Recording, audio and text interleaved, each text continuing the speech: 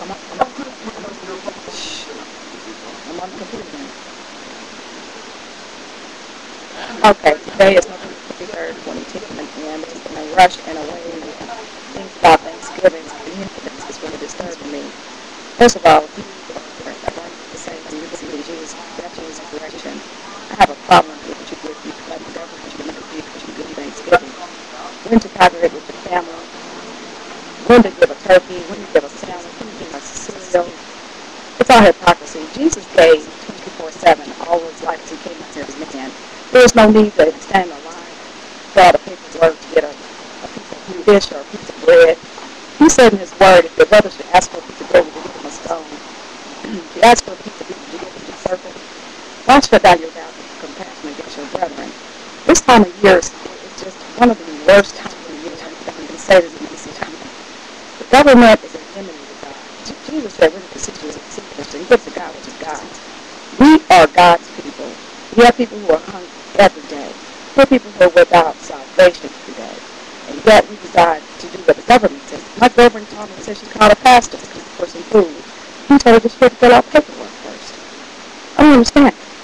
I am incited by this. I am just appalled that the church,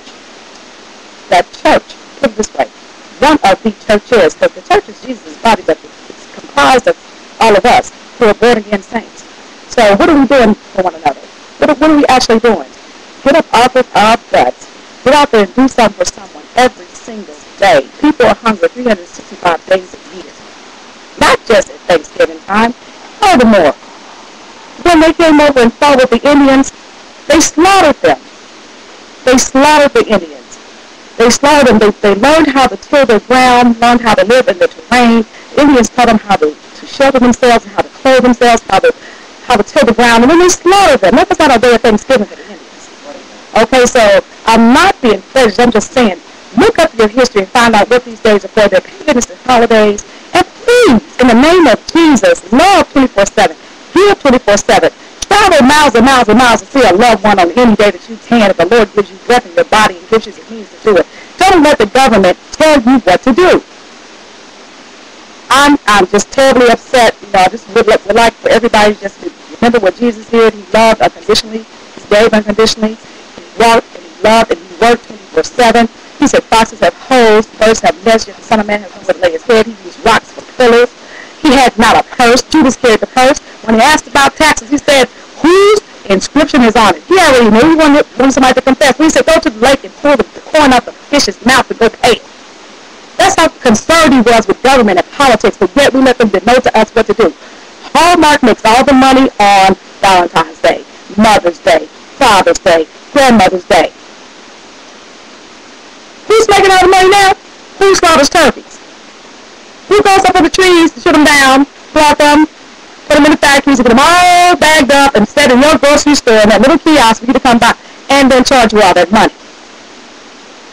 Then I got to go stand out in the cold, 32 degrees weather, shaking and freezing with my babies to get a box with something in it. That's a shame.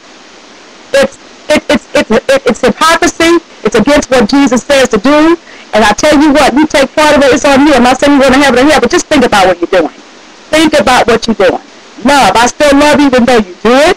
But I'm just saying, think about it.